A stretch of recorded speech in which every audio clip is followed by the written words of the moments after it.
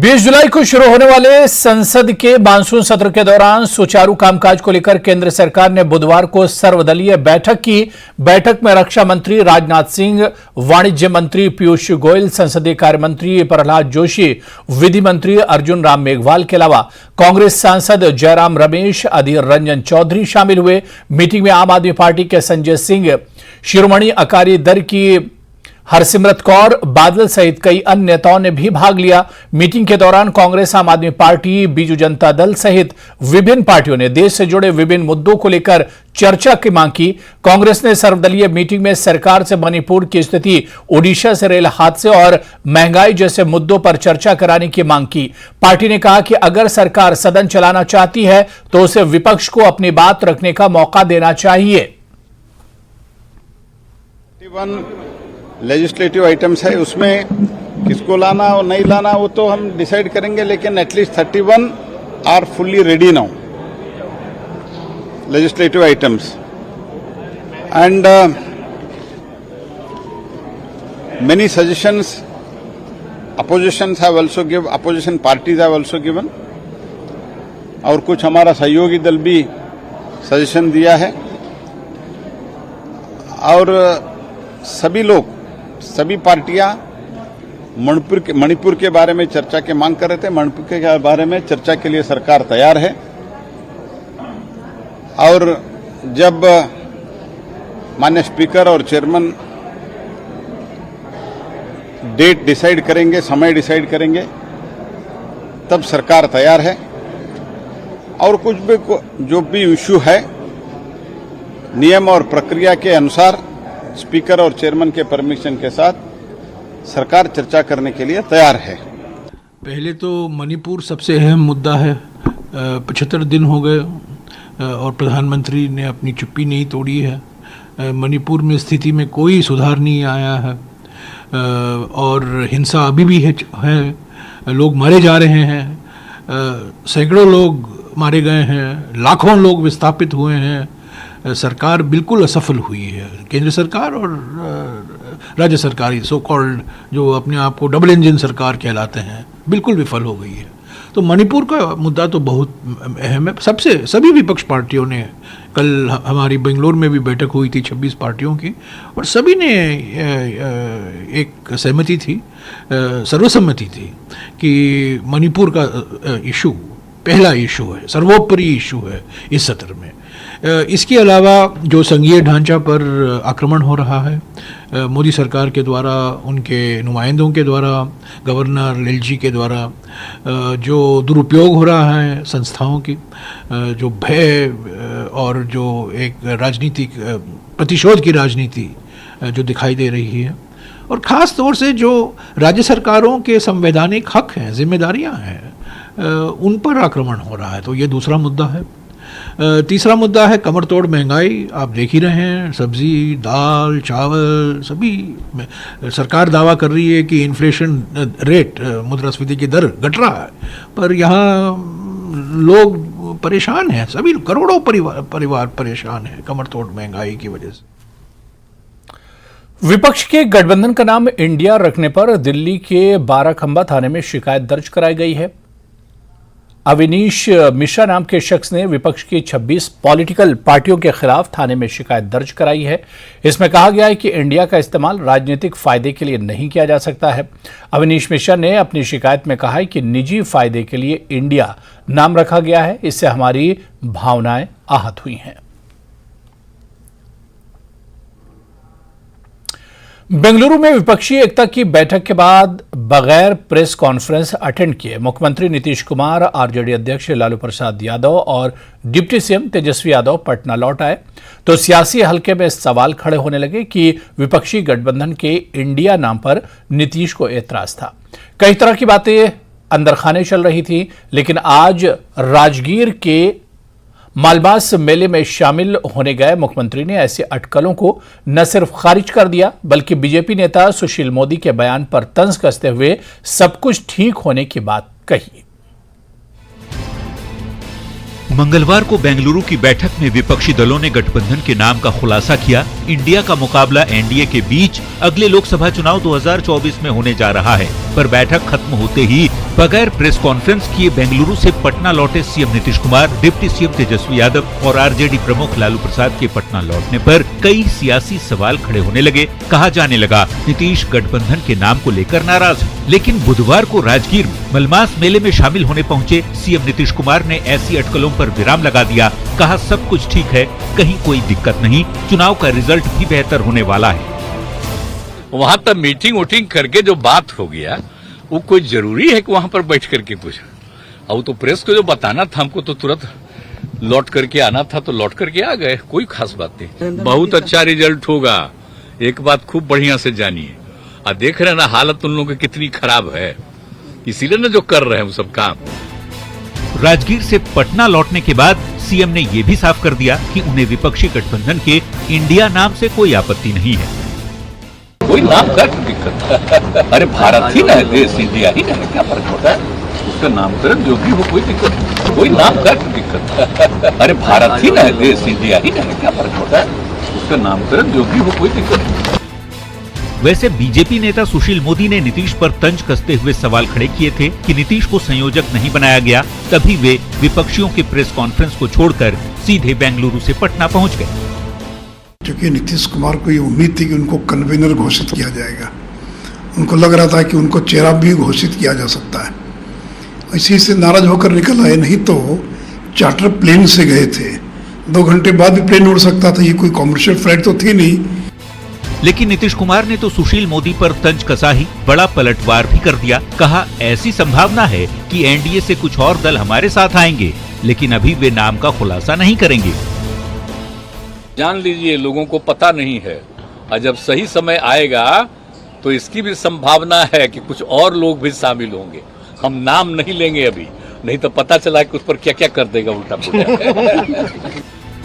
नीतीश ने बीजेपी के आरोपों पर न सिर्फ विराम लगा दिया, बल्कि एनडीए के मुकाबले विरोधियों के गठबंधन इंडिया की शानदार जीत का दावा भी कर दिया। अब किसका गठबंधन किस पर भारी है, ये तो समय ही बताएगा। न्यूज़ 18 के लिए राजगीर से शैलेंद्र और पटना से धर्मेंद्र के साथ ब्यूरो रिपोर्ट। और इस बीच नीतीश कुमार ने एनडीए पर निशाना साधते हुए कहा कि उन लोगों की हवा खराब है जिनको हम निकाल दिए, वैसे लोगों को बुलाकर शामिल करा रहे हैं। दूसरी ओर बीजेपी के नेता विपक्षी गठबंधन इंडिया को बेदम बता रहे हैं।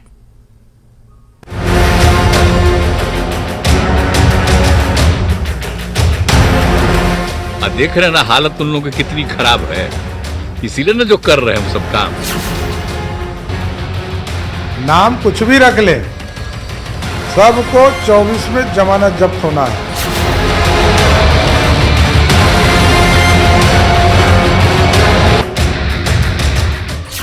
18 जुलाई को देश में हुई 2 बड़ी बैठकों के बाद ये साफ हो गया कि 2024 की लड़ाई एनडीए वर्सेस इंडिया की होने जा रही है।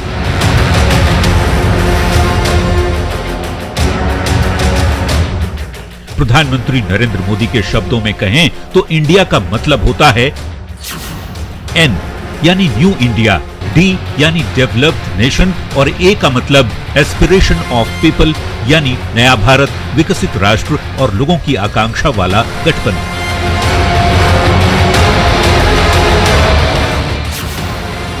तो दूसरी ओर विपक्षी गठबंधन का नाम इंडिया रखा गया है। आई मतलब इंडियन, एन मतलब नेशनल, डी मतलब डेवलपमेंटल, आई मतलब इंक्लूसिव और ए मतलब अलायंस है।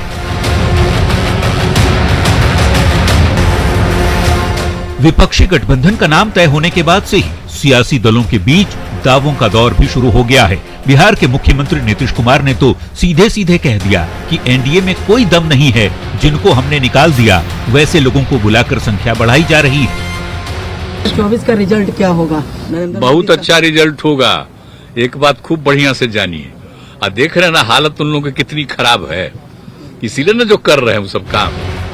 तो दूसरी ओर बिहार बीजेपी के प्रदेश अध्यक्ष सम्राट चौधरी का कहना है, नाम चाहे जो भी रख लें, 2024 में विपक्षी नेताओं की जमानत जब्त हो जाएगी। महागठबंधन के लोग सारे भ्रष्टाचारी हैं, नाम कुछ भी रख ले, सबको 24 में जमानत जब्त होना है। जैसे जैसे लोकसभा चुनाव की तैयारियां तेज हो रही हैं, वैसे वैसे 2023 में 2024 की जीत के दावे भी तेज होते जा रहे हैं। हालांकि फैसला तो जनता को करना है, उसे बीजेपी वाले एनडीए के दावे पसंद हैं या फिर विपक्षी दलों का इंडिया गठबंधन लुभा रहा है। न्यूज 18 के लिए नालंदा के राजगीर से शैलेंद्र, अभिषेक, पटना से धर्मेंद्र और दिल्ली से अमितेश की रिपोर्ट।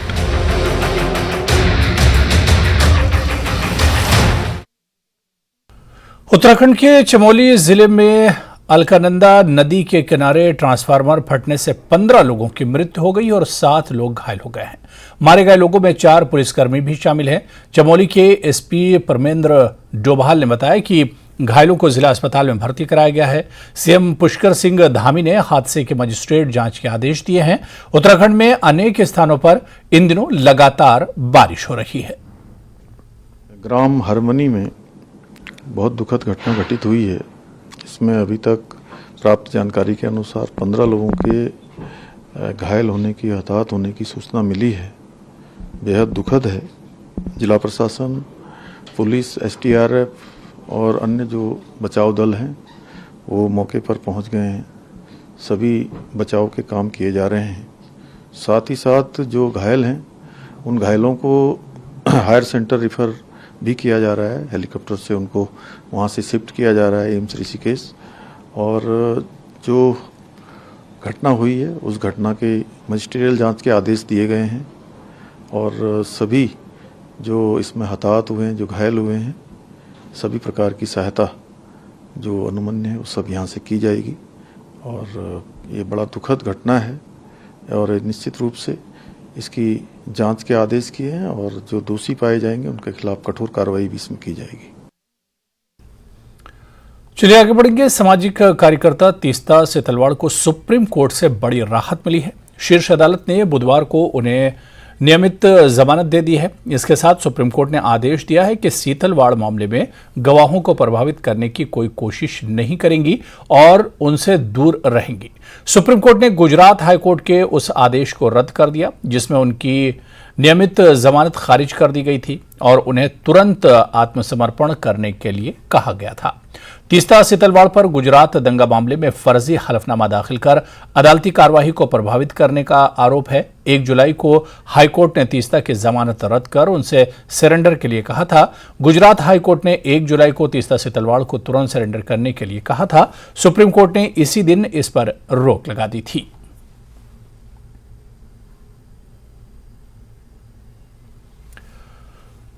तो खबरें और भी हैं, यहां पर फिलहाल रुकेंगे छोटे से ब्रेक के लिए।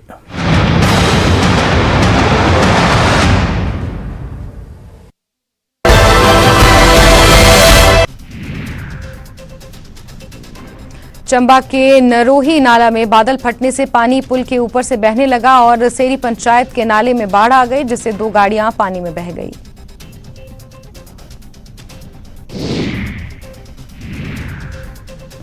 कांगड़ा में क्रिप्टो करेंसी के नाम पर सैकड़ों लोगों से करोड़ों रुपए की ठगी का मामला सामने आया। न्यूज 18 को पीड़ितों ने अपनी आपबीती सुनाई। न्यूज 18 के सुझाव पर पुलिस तक मामला पहुंचा। पुलिस ने उचित कार्रवाई का भरोसा दिया।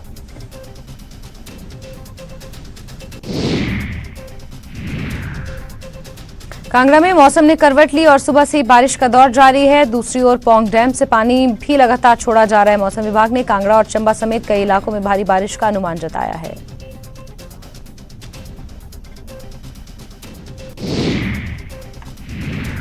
हिमाचल में जल परियोजनाओं को युद्ध स्तर पर शुरू करने के लिए 250 करोड़ रुपए जारी किए गए हैं। इसकी जानकारी डिप्टी सीएम मुकेश अग्निहोत्री ने दी और बताया कि जल शक्ति विभाग को बाढ़ से करीब 1500 करोड़ का नुकसान हुआ है। बद्दी में बाढ़ प्रभावित इलाकों का पूर्व सीएम जयराम ठाकुर ने किया दौरा। सीएम सुक्खू और मंत्रियों पर ली चुटकी। कहा केंद्र की मदद पर अगर झूठ बोलना ही है तो किसी हद तक बोले सीएम। कोई मंत्री नहीं कहता कि सुक्खू की वजह से बना मंत्री।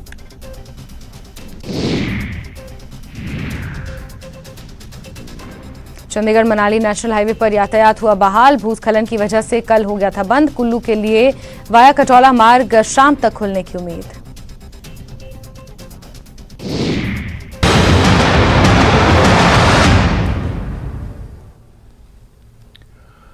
सीमा हैदर और उसके प्रेमी सचिन से यूपी एटीएस की पूछताछ खत्म हो गई है। सूत्रों के मुताबिक नोएडा पुलिस और एटीएस की जांच में अभी तक जासूसी का कोई सबूत नहीं मिला है। एटीएस पूरी रिपोर्ट को गृह विभाग के पास भेजेगी, लेकिन यह सवाल अब भी है कि नोएडा से लेकर काठमांडू तक और काठमांडू से लेकर शारजाह और कराची तक सीमा हैदर का अतीत क्या है। देखिए रिपोर्ट।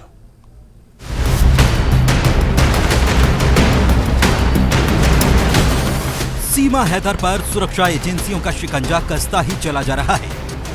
यूपी एटीएस सीमा का सच जान कर रहेगी। अभी तक की जांच पड़ताल में सीमा पर शक और गहराया है, क्योंकि सीमा हैदर के बयान, तथ्य, सबूत और दस्तावेज मेल नहीं खा रहे।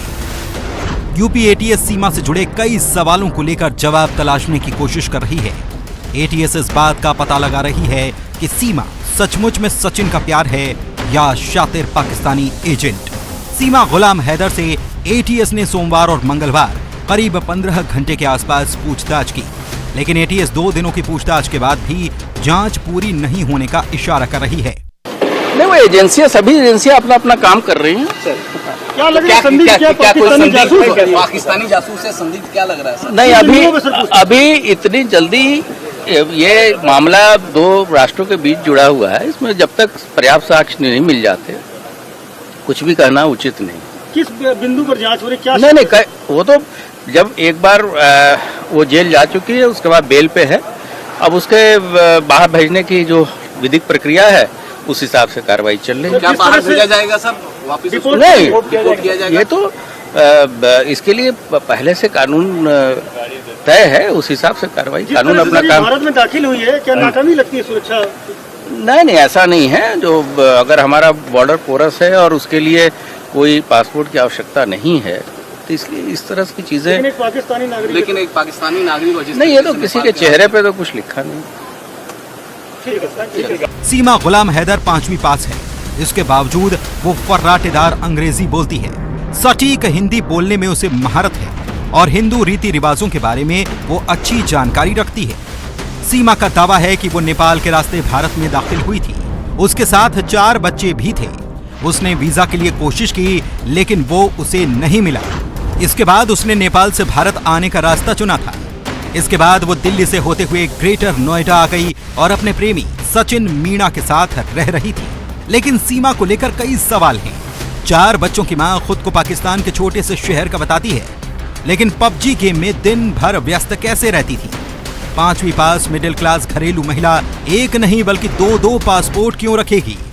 यही नहीं, दूसरी बार पाकिस्तान सीमा लौटी तो अपने 4 बच्चों के एकदम नए पासपोर्ट कैसे बनवा कर आई? जाहिर है ऐसे कई सवाल हैं जो सीमा को लेकर शक को और गहरा करते हैं। Bureau report, news 18।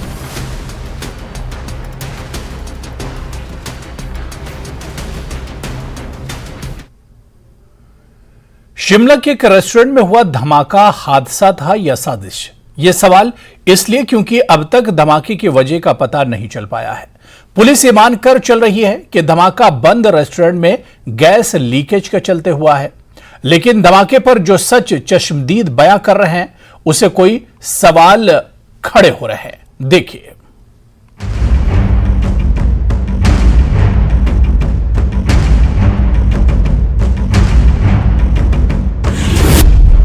शिमला के मॉल रोड में ब्लास्ट का सच क्या?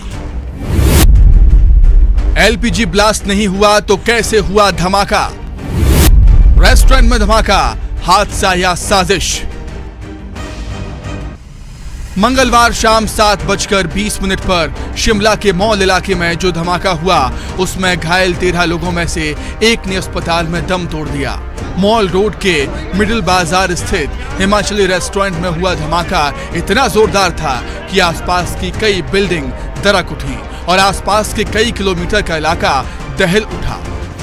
हम तो अंदर बैठे काम कर रहे थे, जब धमाका लगा तो हम तो बाहर निकल आए।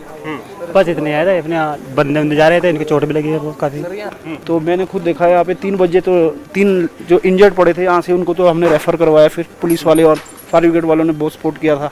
फिर ये जो ज्वेलर्स की दुकान है इनके तो सारे शीशे वगैरह टूट गए थे।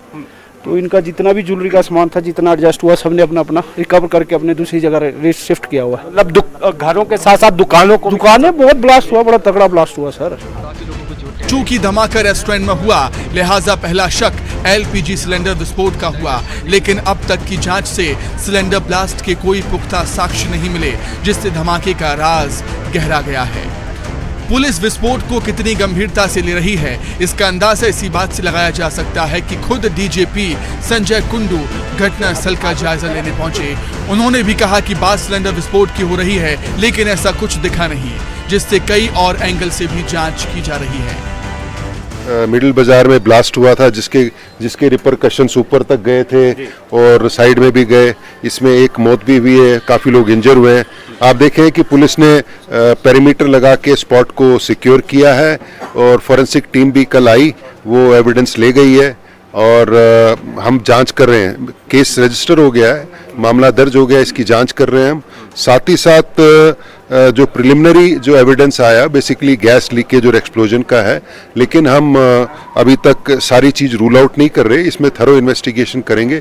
और मैं बिकॉज ये इतना सीरियस है क्योंकि ये टूरिस्ट प्लेस है और यहाँ किसी टाइम भी हज़ारों लोग रहते हैं, तो मैं एसपी शिमला को बोलूँगा इसमें एक एसआईटी बनाए जिसमें थोड़ा सा फॉरेंसिक एक्सपर्ट भी हो, ताकि इसमें हम तय तक पहुँच सकें।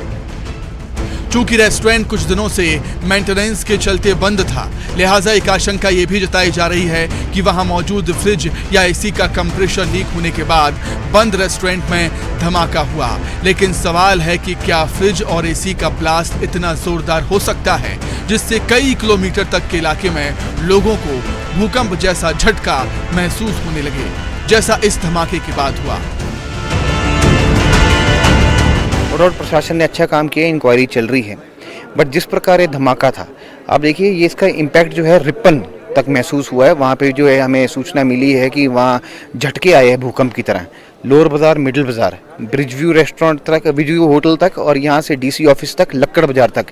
और जाखू में के कई लोगों से मेरी बात हुई है, उन्होंने साफ बोला कि ऐसा लगा कि हमारे घर पे जो है वो पेड़ गिरने वाला है। इस प्रकार का झटका जो है वो महसूस हुआ है। तो अगर रिचर्ड स्केल के साथ कंपेयर करें तो 5 से ऊपर का जो ऐसा लग रहा है कि भूकंप की गति रही होगी। उसमें एक व्यक्ति की जो डेथ थी, जो पासरबाई है, वहीं मौके पर उनका जो है वो डेथ हो गई थी और उसके बाद बाकी लोगों को हम हॉस्पिटल लेकर गए थे। अभी तक जो हॉस्पिटलाइज जो इंजर्ड लोग हैं उनमें से 8 लोग डिस्चार्ज हो चुके हैं, 5 लोग उपचाराधीन हैं, उनका इलाज चल रहा है। जो वहाँ पर जो स्टेटमेंट्स हमारे पास आई हैं और साथ साथ में जो अभी तक हमने इन्वेस्टिगेशन की है, उस इन्वेस्टिगेशन को आधार मानते हुए बिल्कुल इस तरह से कहा जा सकता है कि ये एलपीजी गैस में इग्निशन होने की वजह से जो ब्लास्ट हुआ है। एक स्पेशल इन्वेस्टिगेशन टीम जिसमें फॉरेंसिक एक्सपर्ट भी है, वो टीम हमने कॉन्स्टिट्यूट की है। सवाल कई और भी हैं जिनकी जांच के लिए पुलिस ये अभी तक जो है मोटे मोटे तौर पर निकल कर आई है कि वो जो गैस चैम्बर जैसे बन गया था, वहाँ पर एक डीप फ्रीजर भी रखा था, तो शायद वहाँ से इग्निशन हुआ और किस तरह से धमाका हुआ है। सीसीटीवी फुटेज भी सामने आई है और जो दुखद मृत्यु हुई है 63 साल के जो एक यहाँ रेस्टोरेंट चलाते हैं उनके मालिक की, वो भी मंदिर से लौट रहे थे और वो इसकी जद में आ गए हैं और अब इस मामले की जाँच जारी है। शिमला से रणबीर सिंह, न्यूज़ 18 हिमाचल। बाजार में टमाटर के भाव आसमान पर हैं। लोगों को टमाटर के भाव से काफी परेशानी हो रही है, इसलिए सरकार सस्ते दरों पर टमाटर बेचने का इंतजाम कर रही है। केंद्र उपभोक्ता मामलों के विभाग के तहत काम करने वाली एजेंसी NAFED और NCCF को सस्ते दर पर टमाटर बेचने की जिम्मेदारी मिली है। इसके तहत अब मध्य प्रदेश में NCCF 80 रुपये किलो टमाटर बेचेगी। देखिए।